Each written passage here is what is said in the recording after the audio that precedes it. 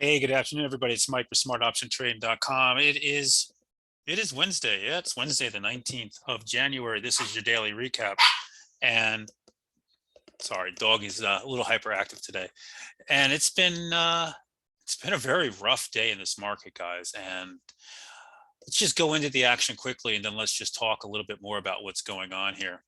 All right. If you look at the SPY today, overnight we put a low in, we gapped up, and the high of the day came in basically the first 10 minutes. And after that, we went sideways for a bit. Then we got our normal sell off that we get. They continue to sell and to strengthen this market.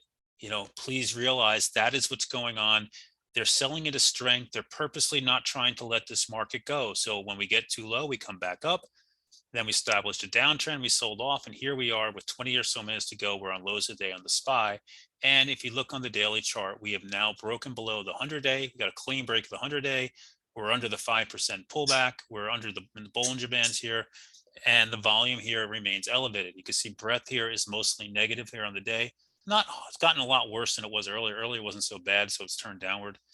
And what I would say today is we lacked leadership. If you look at the Qs, here's your 10% correction at 367.84. Here's your 200-day at 365.35. Those are both in play.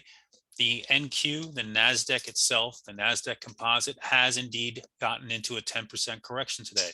So the NASDAQ, not the Qs are only 100 stock. The NASDAQ's the entire, is everything, has gotten into a correction.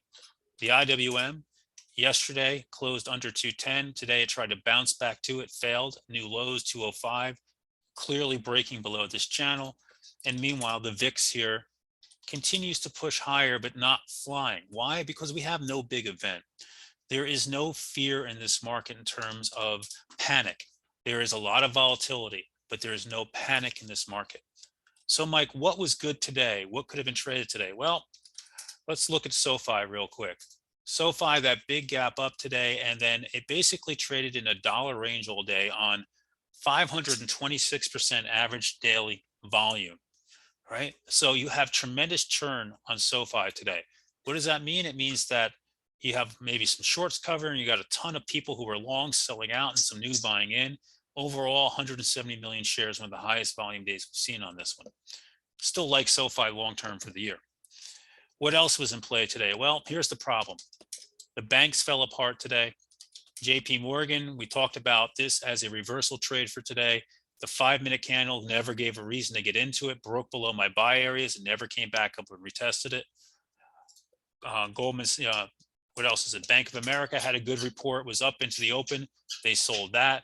They did the same thing with Morgan Stanley. So all the banks are getting sold despite their reports. Okay.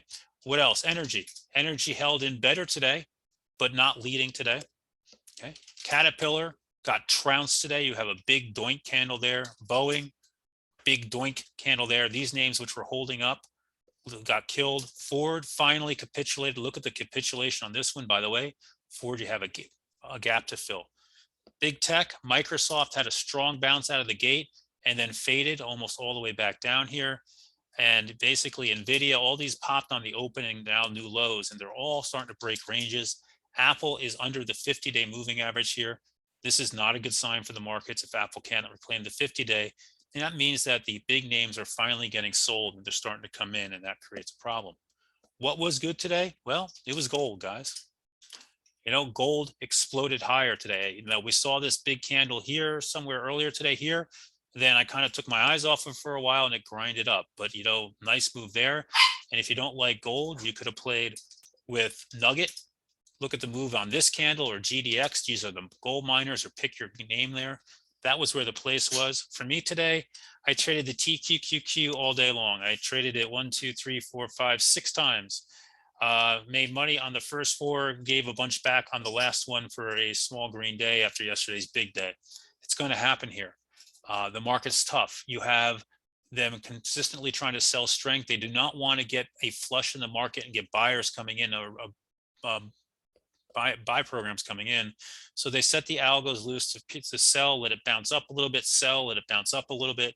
And that's what you're seeing here in the market as we go into the final 20 minutes. For me, this market has to change. You can see the oscillator is not down that much today because this This action has been so choppy back and forth.